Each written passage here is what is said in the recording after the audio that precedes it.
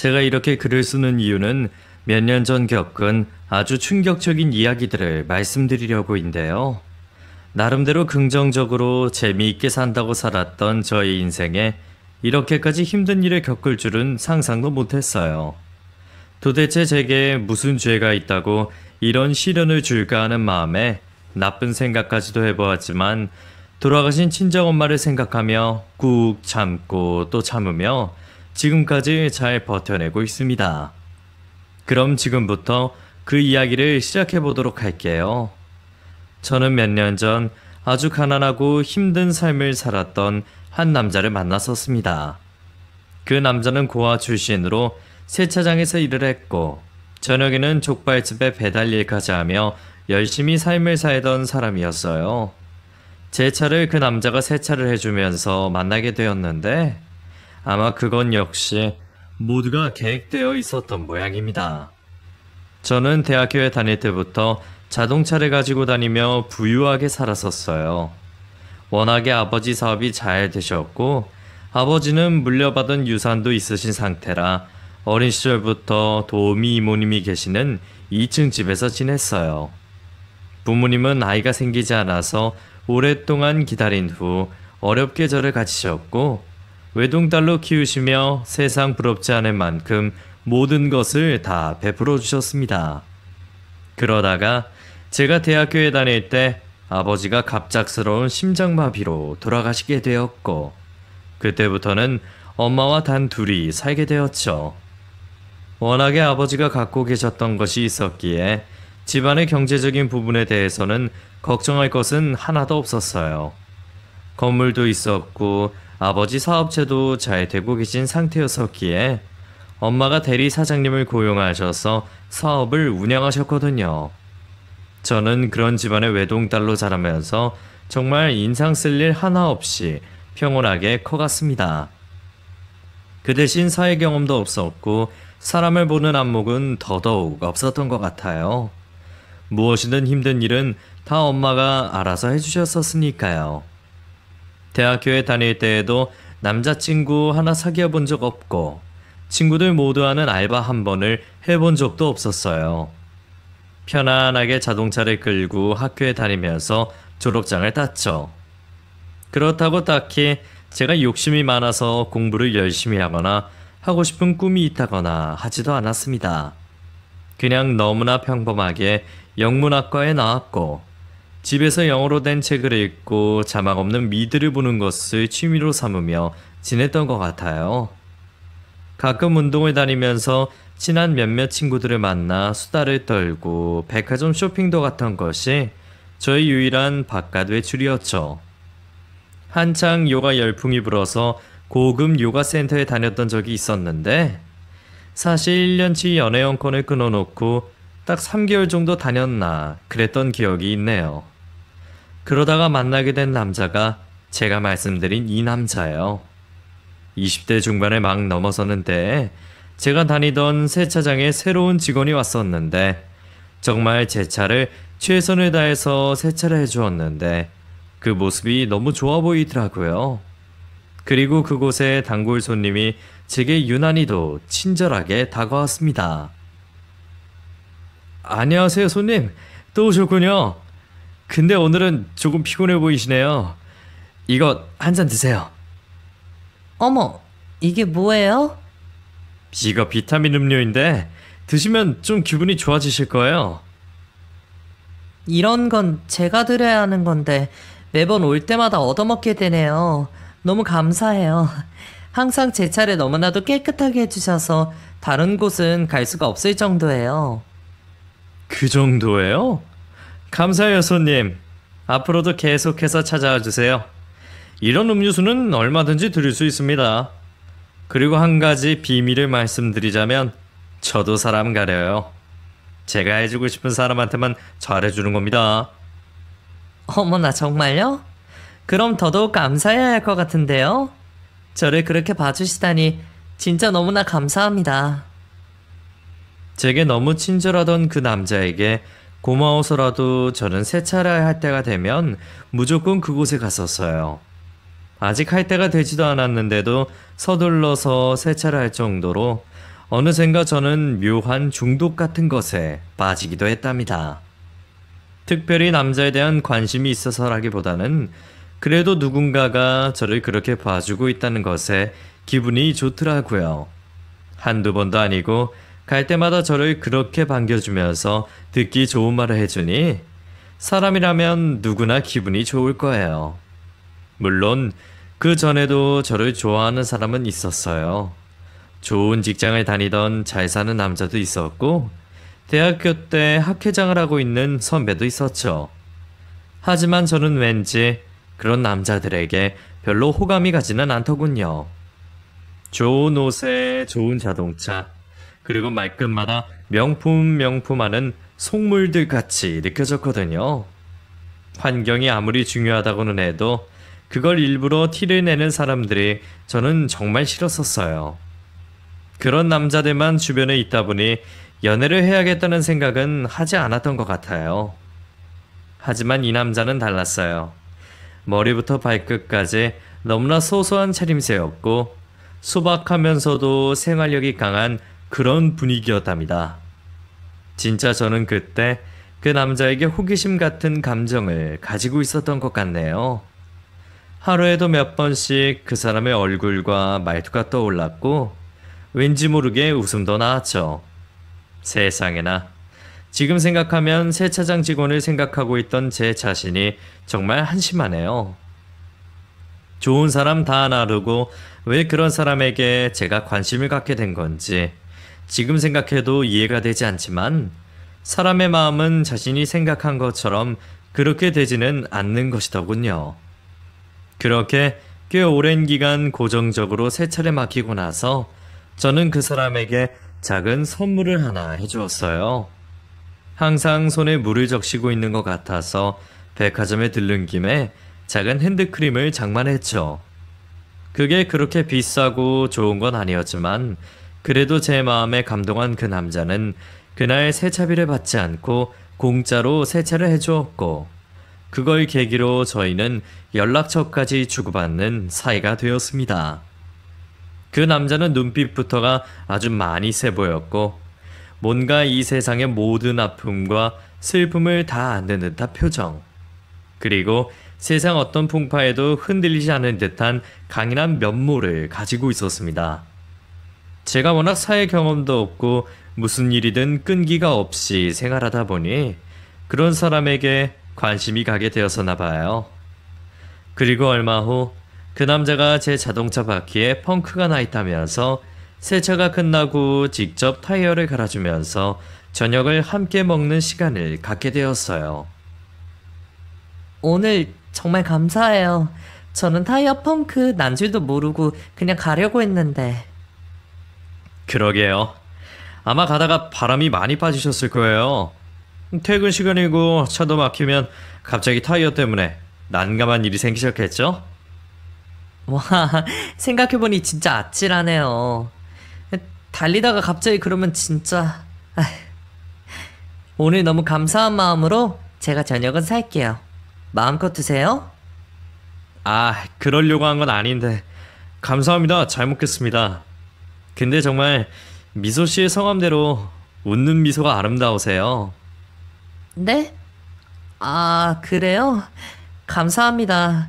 또 오늘도 이런 기분 좋은 말을 듣게 되네요. 진짜요. 애인분이 좋아하시겠어요. 아름답고 착하시고 모든 것을 다 갖추신 분이잖아요.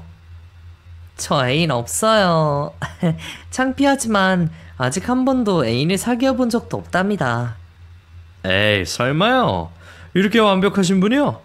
설마 그럴 리가요. 진짜 믿기 힘든데요. 이날은 이렇게 그 남자와 이런저런 이야기를 나누며 서로에 대해 조금씩 알아가게 되었답니다. 제게 남자친구가 없다는 것, 그리고 이런저런 세상 사는 이야기들을 서로 했었는데 저는 그 남자에게 점점 빠져들고 있었어요. 그날 이후로 서로 가끔 연락을 주고받는 사이가 되었고 저희는 급속도로 가까워졌습니다. 누가 먼저라고 할 것도 없이 매일매일 서로의 안부를 물었고 그 사람은 저를 아빠처럼 잘 챙겨주더군요. 아빠가 돌아가시고 나서 허전함을 많이 느끼고 있었던 제게 너무나 고마운 사람이라고 생각이 들 정도였어요.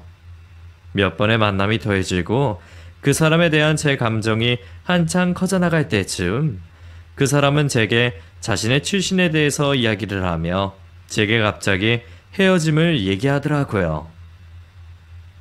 저는 미소 씨 같은 사람과 어울리는 놈이 아니에요. 저 같은 고아가 어떻게 미소 씨랑 어울릴 수가 있겠어요. 우리 이쯤에서 그만 서로를 잊고 지내요. 네? 그게 갑자기 무슨 말씀이세요? 고아가 뭐가 중요해요? 저도 그리 대단한 사람 아니에요. 그냥 저도 똑같은 사람 중에 한 명이라고요. 고아건 아니건 중요한 건 그게 아니라 사람의 마음이죠. 아니에요. 괜히 저 같은 놈 좋아했다가 미소 씨만 힘들어져요. 저는 그럴 자격도 없는 사람입니다. 미소 씨와 함께 했던 시간 정말 행복했어요. 부디 좋은 남자 만나길 바래요. 상민 씨는 저 안 좋아요? 네? 저는 벌써 이렇게 상민 씨한테 빠져버렸는데요. 상민 씨한테 빠져버리게 해놓고 갑자기 가버리시면 어떡하라는 거예요? 저 이렇게 누군가를 좋아해본 거 처음이란 말이에요. 미소 씨, 세상에 좋은 남자 많아요. 저같이 못난 놈 말고 더 멋진 사람 만나세요. 미소 씨는 충분히 그럴 자격이 있어요.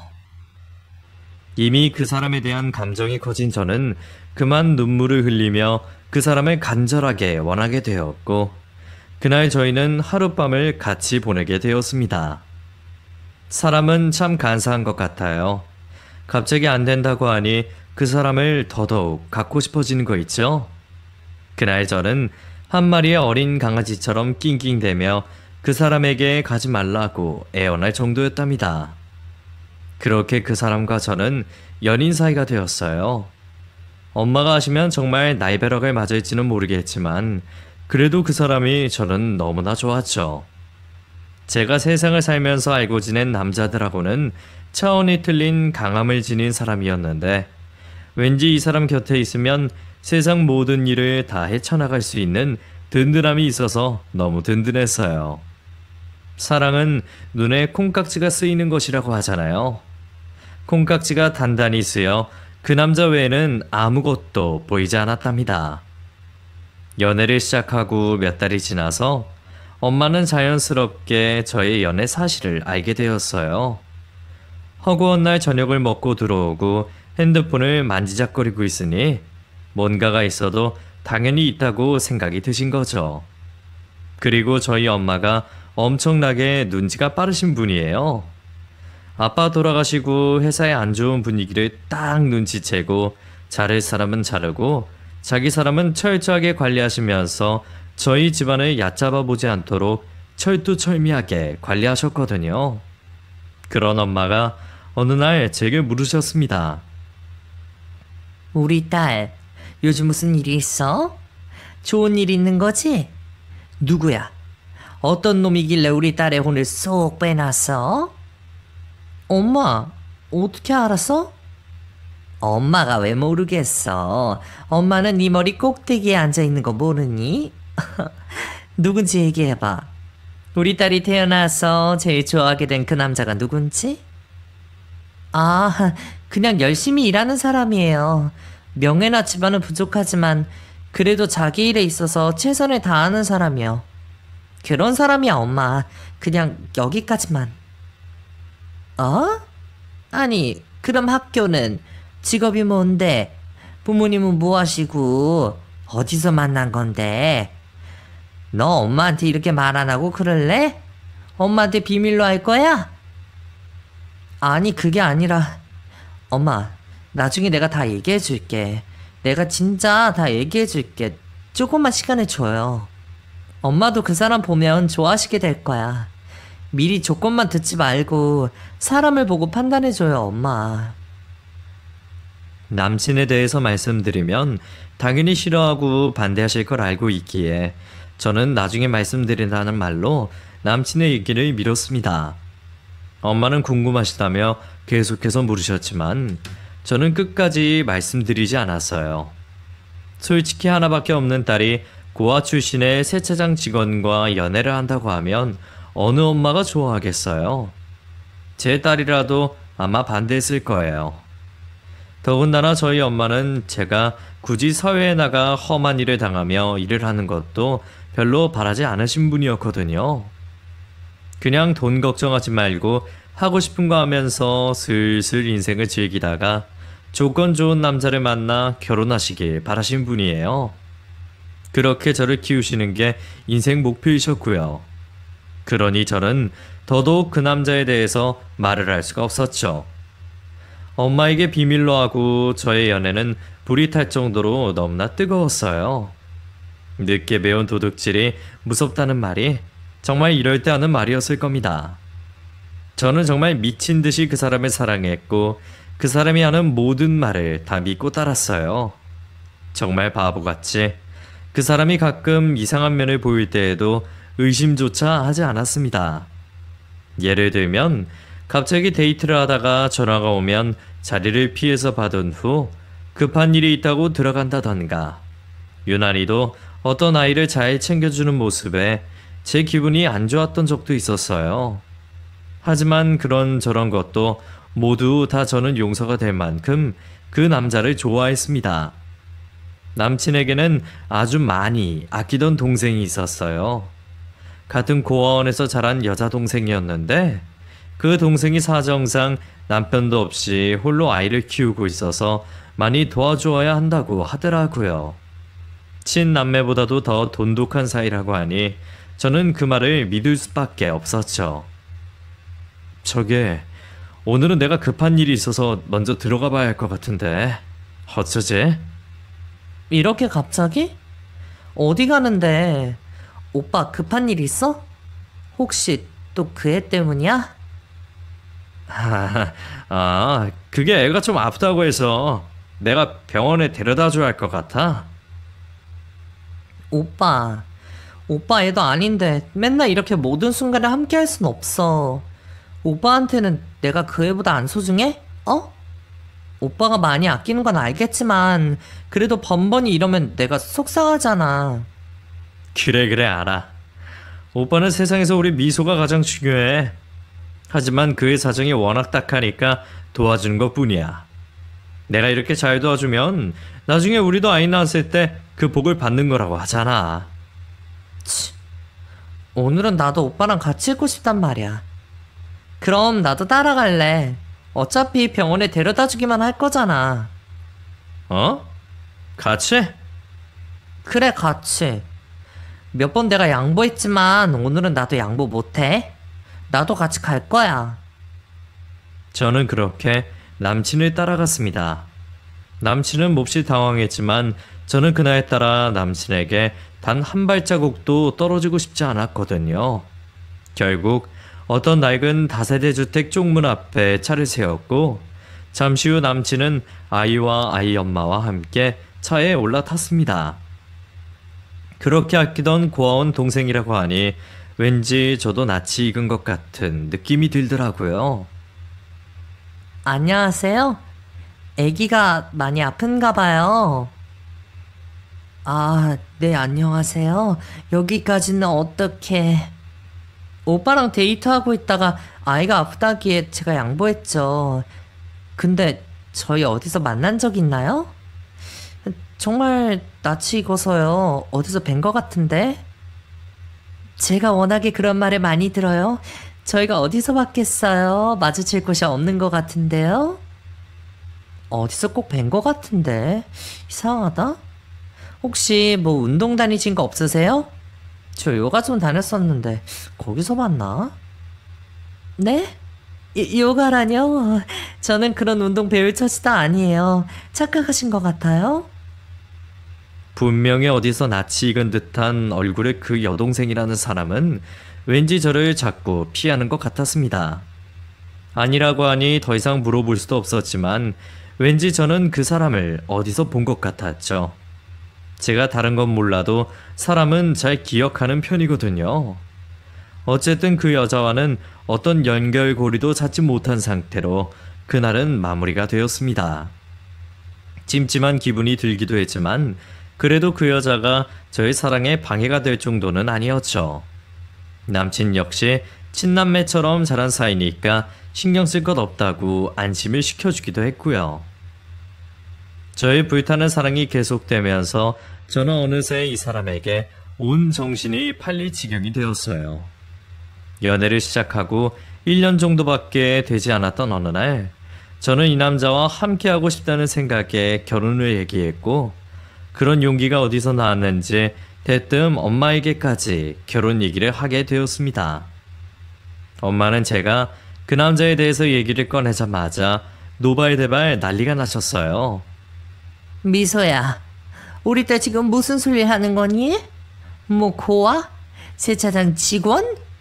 미소야, 정신 차려. 너 왜 그래 정말? 엄마야말로 왜 그래? 왜 사람을 그렇게 출신이나 돈으로 따져? 직업 안 좋고 고하면 나쁜 사람이야? 오히려 부잣집 남자애들 부모 돈 갖고 펑펑 쓰면서 아무 생각도 없는 애들 많아. 난 내 남친이 부끄럽지 않고 그런 애들보다 오히려 100배는 낫다고 생각해. 미소야, 그건 네가 아직 세상을 몰라서 하는 말이야. 그래도 부모의 가정 환경이 중요한 것이고 평생을 살아가려면 안정적인 직장과 능력이 필요한 것이라고. 그건 네가 너무 몰라서 그래. 아니야, 엄마. 난 아니야. 난 그렇게 생각하지 않아. 엄마도 그 사람을 보면 알 수 있을 거야. 얼마나 대단한 사람인지, 얼마나 강한 사람인지. 착하고 강하고 나를 아빠처럼 챙겨주는 그런 사람이라고. 얘가 정말 완전히 그놈한테 홀려서는 절대 안 된다. 돌아가신 아빠도 싫어하실 거야. 내가 너를 그러려고 이렇게 귀하게 키운 줄 아니? 사람은 같은 부류라는 게 있는 거야. 내 눈에 흙이 들어가기 전까지는 절대 안 돼. 절대로. 엄마의 반응은 예상보다 훨씬 더 심하셨습니다. 남친의 이야기를 꺼내자마자 무조건 안 된다는 말씀을 하셨고, 남친을 직접 만나보려고도 하지 않으셨어요. 한 번만 만나보라고 말씀을 드려도 엄마는 무조건 빠른 시일 안에 헤어지라는 말만 반복하셨죠. 저와 남친은 그런 엄마의 마음에 들기 위해 근사한 꽃다발을 사서 함께 집으로 왔었는데, 그날도 엄마는 남친의 얼굴도 보지 않으시고 방 안에서 앉아만 계셨습니다. 몇 번의 만남에서 계속 그런 식으로 엄마는 행동하셨고, 결국 화가 잔뜩 난 저는 그대로 집을 뛰쳐나왔어요. 그 당시 남친은 친구랑 같이 살고 있는 상태였고, 오갈 곳 없던 저를 위해서 함께 모텔에서 장기 투숙까지 하게 되었습니다. 난생 처음 가본 곳에서 며칠을 지내다 보니 너무 불편하고 힘들고 그렇더라고요. 곱게 키운 딸이 며칠 동안 집을 나가서 연락도 받지 않자 결국에 엄마는 두 손 두 발을 다 드셨습니다. 제대로 인사를 하기 위해 남친을 데려오라고 하셨고, 결국 저희는 그렇게 결혼을 할 수 있었죠. 모든 준비는 엄마가 직접 다 해주셨고, 남친의 형편이 그렇다 보니 대규모의 예식은 하지 않고 소규모의 작은 웨딩홀을 빌려 조용히 식을 치렀습니다. 엄마는 저를 결혼시키면서 얼마나 많이 우셨는지 몰라요. 아빠도 돌아가시고 의지할 곳이라고는 저밖에 없었는데, 그런 제가 못마땅한 조건의 남자에게 홀랑 빠져 엄마의 마음은 알아주지도 않았으니 얼마나 서운하겠어요. 제가 엄마의 입장이라도 정말 많이 속상했을 거예요. 남친의 배려로 저희는 엄마와 함께 살 수가 있었습니다. 워낙에 집도 넓기도 했고, 엄마가 그 당시에 많이 힘들어 하셨기 때문에 제가 함께 살자고 얘기를 했거든요. 1년 정도만 같이 살다가 나중에 집을 따로 얻어서 나가자고 했고, 남친도 그 얘기에 승낙했었죠. 남친에서 남편으로 바뀌니 안정감이라는 것이 훨씬 크더군요. 이 사람은 영원히 무슨 일이 있어도 내 편이라는 생각에 하루하루가 매우 행복했었습니다. 그런데 엄마와 남편은 이상하게 몇 번 부딪히는 일이 있었어요. 함께 식사를 할 때에도 뭔가 제게는 말하지 못한 일이 있던 것처럼 서로를 불편하게 여기기도 했는데 어느 날 저는 남편과 엄마가 하는 얘기를 몰래 듣고 놀란 적이 있었답니다. 아니, 자네 내 방에서 뭐 하는 건가? 아니요. 그게 이거 뭐 잊은 게 있어서요. 내 방에서 자네가 잊을 게 뭐가 있어? 내 방에 앞으로 들어오지 말게. 아무리 사위 장모지간이지만 서로가 지켜야 할 선이라는 게 있는 건데. 네, 장모님 죄송합니다. 그렇다고 너무 빡빡하게 굴지는 마세요. 어차피 결혼까지 했는데 이제 와서 저를 싫어한다고 바뀌지는 않을 테니까요. 뭐가 어쩌고 저째? 자네 지금 그게 무슨 말인가? 어? 저를 어찌나 무시하고 비참한 꼴로 만드셨는지 벌써 잊으셨어요? 벌써 잊으시면 안 되죠. 앞으로 기대할 게 많으신데. 이 사람이 정말 보자 하니까 자네 진짜 무슨 말을 그렇게 하나? 어? 아닙니다. 제가 죄인이죠. 더럽게 못난 주제에 어찌 이런 집안으로 장가를. 제가 죄인이고 로또에 당첨된 거죠 뭐. 죄송합니다. 다 죄송해요. 남편은 평소 제가 알던 모습과는 다르게 저희 엄마한테 강한 어조로 말을 하고 있더라고요. 저는 그런 모습을 처음 봐서 놀랍기도 했지만 남편의 말에 뭔가 가시가 있는 것 같은 느낌을 받았어요. 남편은 저희 엄마한테 그랬던 것과는 반대로 제게는 한없이 천사처럼 행동했어요. 자신이 저희 엄마한테 너무 무시를 당했었기에 기분이 조금 좋지 않아 자기도 모르게 그런 말을 했다면서 먼저 제게 사과를 했고 제가 있는 앞에서도 저희 엄마에게 무릎을 꿇고 진지하게 사죄를 드리더라고요. 그리고 사실 엄마 방에 몰래 백화점 상품권을 가져다 놓으려 했는데 자식을 도둑놈처럼 쳐다보는 저희 엄마의 눈빛과 말투에 비참함을 느꼈다는데 그 말을 들으니 그때 왜 그렇게 남편이 얘기를 했는지 이해가 가기도 했습니다. 엄마와 남편 사이에 균형을 맞추는 것이 저의 일이라고 생각했기에 저는 엄마에게도 남편에게도 항상 좋은 말을 하면서 서로에게 잘 보이려고 노력했던 것 같아요. 제대로 사람을 볼 줄도 모르고 말이죠. 엄마는 제게 아무래도 이서방이 뭔가 석연치 않는 부분이 있다고 하시면서 제게 조심스럽게 말을 꺼내기도 했어요. 저기 미소야, 이서방 말이다. 아무래도 뭔가 수상해. 우리 회사에 대해서 꼬치꼬치 캐묻고 말이다. 에휴, 나는 분명히 말한 적이 없는데 내 명의로 된 그 건물 얘기도 꺼내지 뭐냐? 그건 돌아가신 아빠가 말하는 건데 말이야. 그 눈빛도 마음에 안 들고 뭔가 엄마는 계속 그래. 마음이 찜찜하고 아빠도 꿈에 보이고. 아유, 엄마 왜 그래?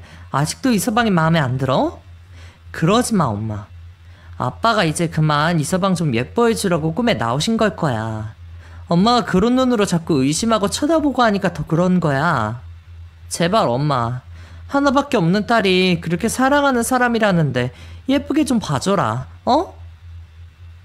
이때 엄마의 말을 귀담아 들었어야 했는데 바보 같은 저는 그저 남편 편만 드느라 정신이 없었죠. 유독 결혼하고 나서 세차장 일부터 시작해서 남편은 여러 업무들이 많아서 바빠졌고 집에도 늦게 들어오는 일들도 많아졌습니다. 자신이 아는 형님이 오픈한 가게를 도와줘야 해서 늦게 온다며 제게 미안해하며 말을 했기에 저는 또 그 말만 철석같이 믿고 있었어요. 그러던 어느 날 정말 제게 세상에서 가장 끔찍한 일이 벌어지고 말았습니다. 여느 때처럼 평온한 오후의 어느 날 병원에서 전화가 왔고 엄마가 응급실로 실려왔다는 말을 들었던 것이죠.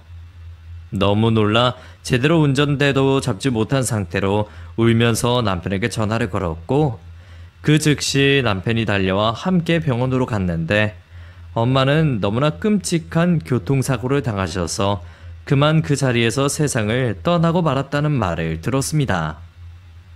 한적한 교회의 길을 가시다가 큰 화물차에 치였다고 하시는데 평소에도 안전운전을 최우선으로 생각하실 만큼 운전에 대해 예민하신 엄마가 그런 일을 당하셨다고 하니 저는 도무지 믿기지가 않았어요. 아빠도 돌아가시고 엄마까지 잃게 된 그 순간 저는 그만 정신을 잃었고 한참 후에야 깨어날 수 있었습니다. 순식간에 마련된 장례식을 무슨 정신으로 차렸는지도 모르겠고 정말 그때 제 남편이 곁에 없었더라면 저는 나쁜 생각까지 했었을지도 모르겠어요. 너무나 침착하고 강인하게 장례식부터 발인까지 책임지고 맡아준 남편이 얼마나 고마웠던지. 엉겁결에 엄마를 잃게 되고 하루하루를 무의미하게 살아가고 있었습니다. 살아갈 낙도 없고 밥도 먹기 싫고 그냥 아무것도 하기가 싫더라고요. 한 달쯤을 그렇게 보내고 있으니 남편은 제가 걱정이 되었는지 자신의 동생을 이 집에 데려와 함께 살면 어떻겠냐고 말을 꺼내더군요. 여보, 서로 어차피 외로운 사람들인데 다 같이 살면 어떨까? 그 동생네 아이가 있으니 그 아이 보면 당신도 기분이 좋아질 거야. 형편도 워낙 어려워서 집을 빼줘야 하는 상황인데 오갈 곳도 없는 처지고. 어? 난 지금 아무것도 신경 쓰고 싶지 않은데. 여보, 당신 힘든 거 알아서 내가 이러는 거야. 어려운 사람도 돕고 또 우리 집에 아이도 오면 당신도 조금 삶의 기쁨이 생길 거라고. 지금 당신 이렇게 계속 있다가는 쓰러지겠어. 아무도 없이 하루 종일 혼자 있는 것보단 나을 거야. 분명히. 그렇게 해. 나도 일하면서 당신 걱정돼서 미쳐버리겠거든? 서로를 돌봐주면서 따뜻하게 잘 살 수 있을 거야. 그때 저는 아무 말도 하고 싶지 않았고 그 어떤 것도 신경 쓰고 싶지 않았던 상태였습니다. 거의 우울증 치료가 필요할 만큼 상태가 좋지 않았죠. 하지만 남편의 고아원 여동생이 아이와 함께 저희 집으로 들어온 후부터는 뭔가 집안이 활기차지는 것 같았어요. 물론 생판 모르는 남과 한 집에서 사는 것이 편하진 않았지만 아이가 생긋생긋 웃으며 제잘되는 소리를 듣고 있자니 자연스럽게 얼굴에서 미소가 나오더라고요. 아이를 챙겨주면서 밥도 함께 먹게 되었고 잠시나마 아이의 얼굴을 보며 비참하다고 생각한 저의 현실도 잊을 수가 있게 되었습니다. 그렇게 한 달 정도를 함께 생활하다 보니 뭔지 모를 정이라는 것도 생기게 되고 그 여동생과 저는 서로 너무나 친해졌죠. 제 상황이 그래서 그런지 할 말 못할 말도 다 하게 되었고 가끔씩 아이와 엄마를 데리고 백화점에 나가 예쁜 옷도 사주고 할 만큼 저는 마음의 문을 열게 되었죠. 그렇게 엄마가 돌아가신 후 3개월이 지날 때쯤 자꾸만 엄마가 꿈에서 나타나시는 거예요. 그리고 하루는 꿈속에서 엄마가 엄청나게 화가 많이 난 얼굴로 제게 말씀하셨죠. 이서방이랑 당장 갈라서야 한다. 당장. 내 딸아, 제발.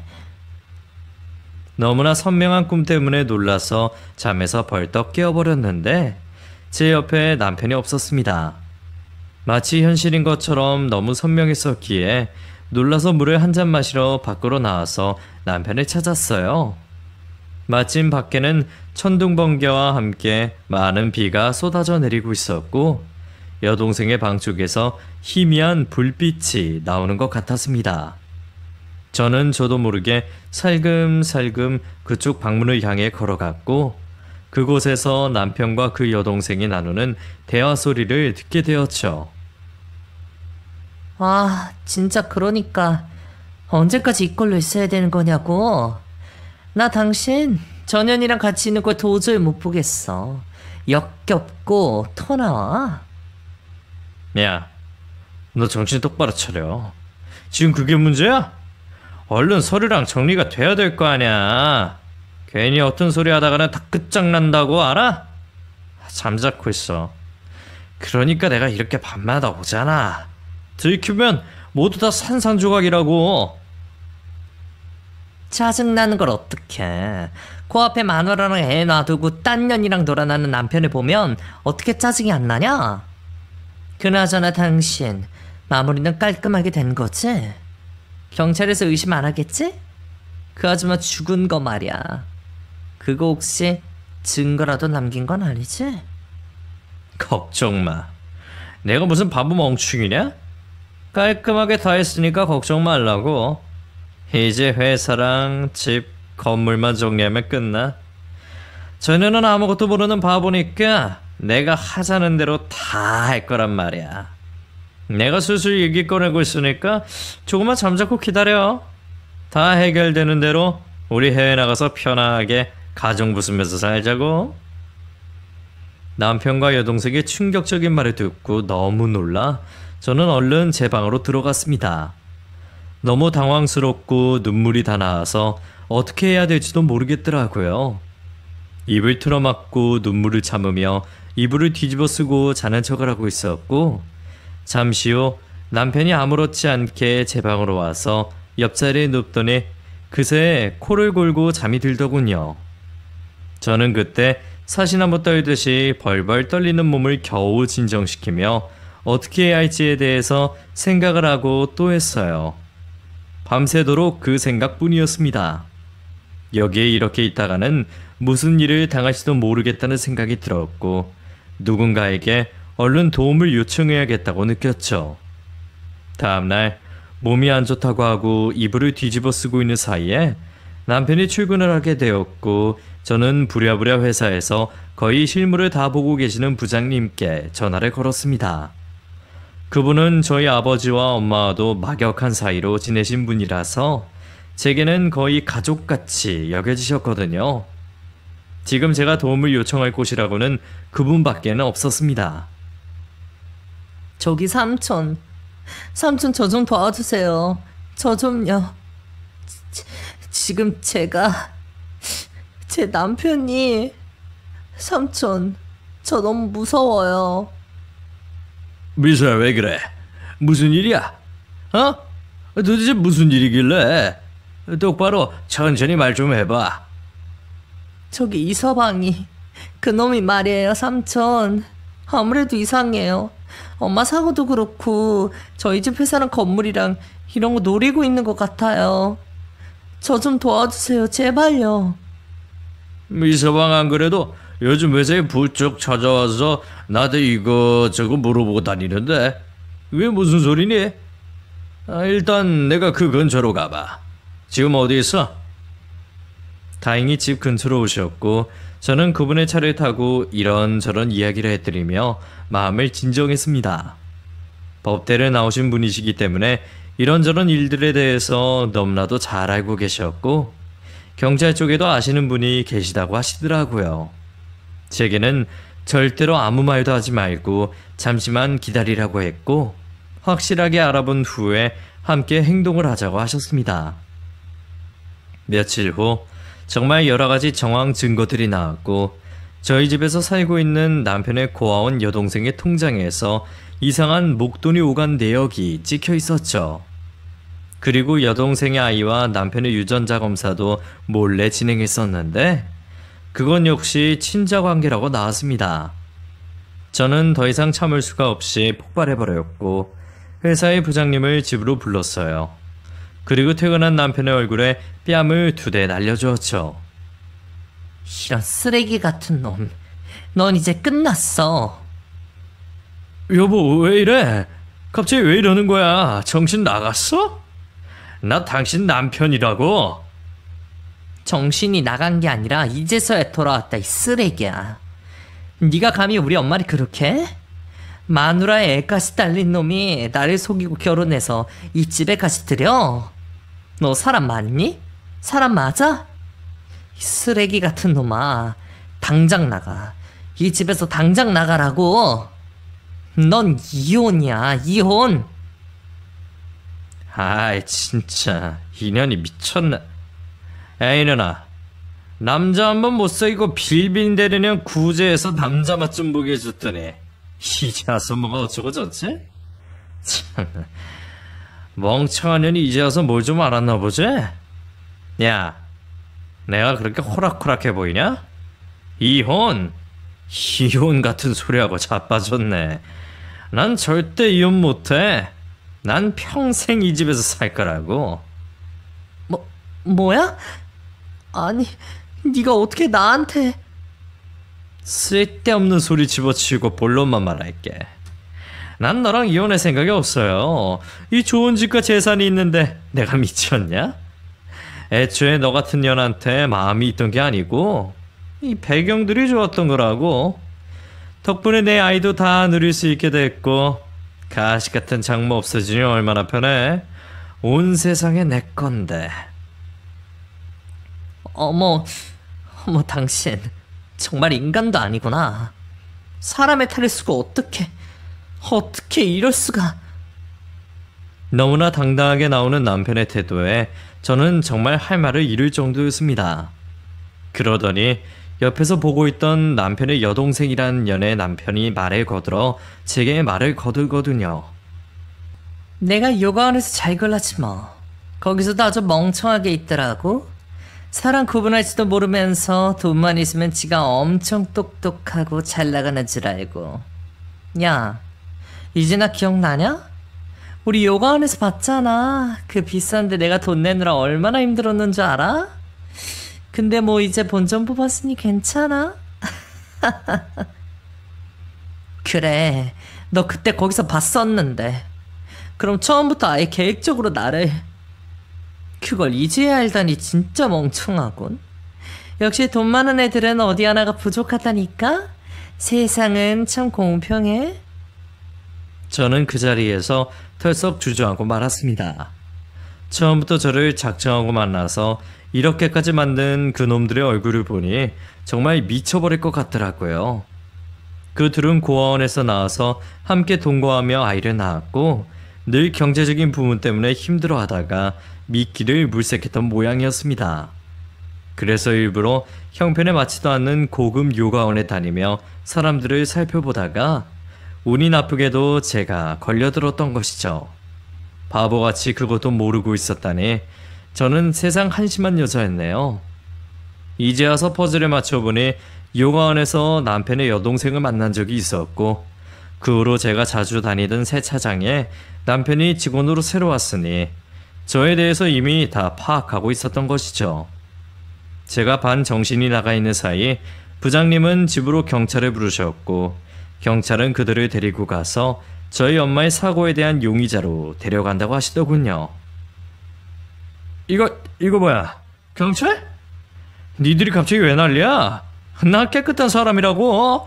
나를 왜 끌고 가? 이거 안 나? 안 놓냐고?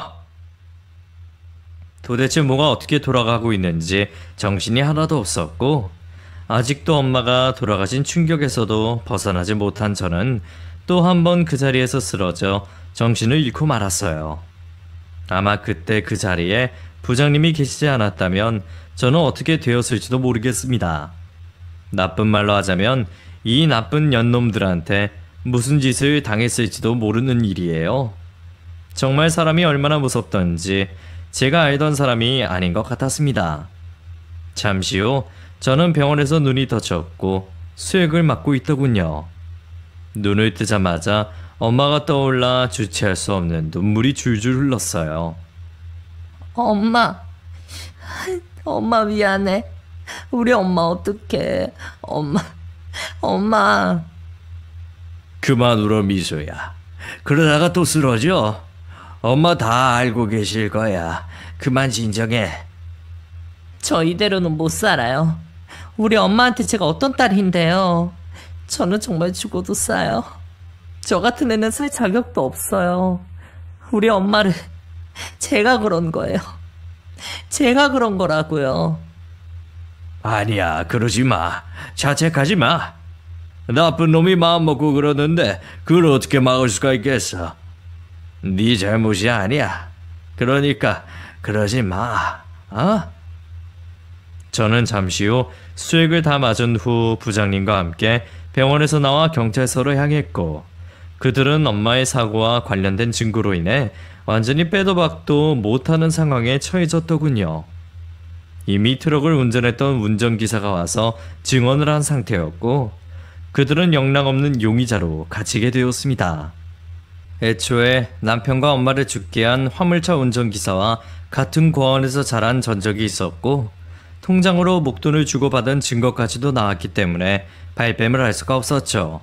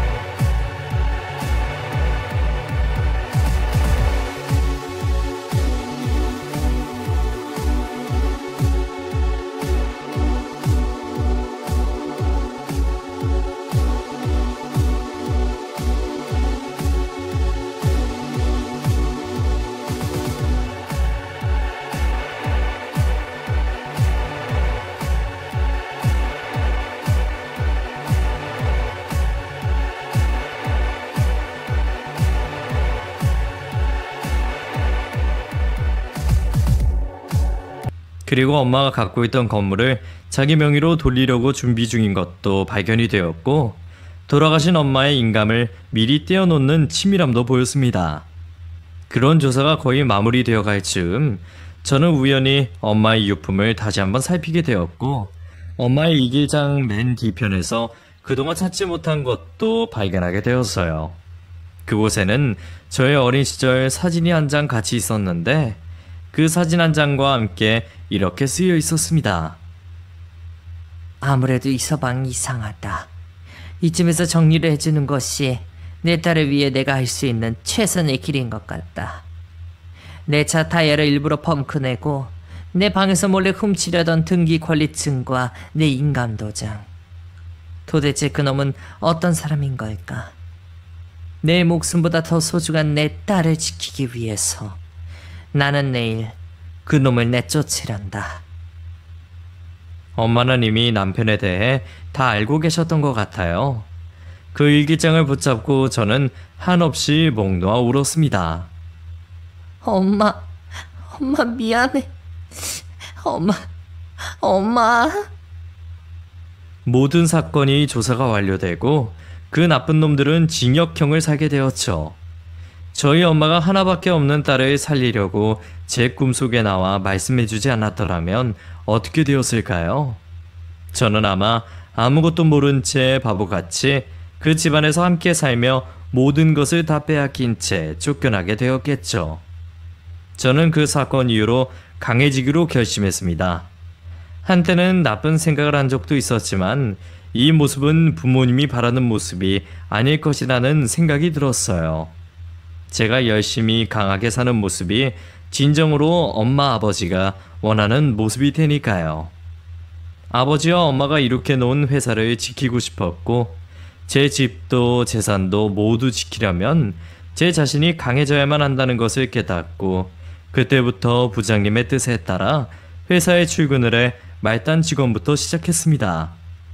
영문과를 나온 덕분에 회사에 중요한 미팅이나 바이어가 있을 때면 간단한 통역과 번역까지 하면서 일을 배웠죠. 사람들은 제가 누군지 알고 있었기에 처음에는 눈엣 가시로 생각하고 있었다가 제가 진정으로 열심히 일을 배우고 사람들을 대하는 모습을 보고 마음을 돌린 것 같더라고요. 제게 진심으로 대해주는 마음을 느끼게 되었습니다. 그로부터 한 1년이 지나 아주 뻔뻔하게도 그놈에게서 옥중에 쓴 편지가 하나 왔더군요.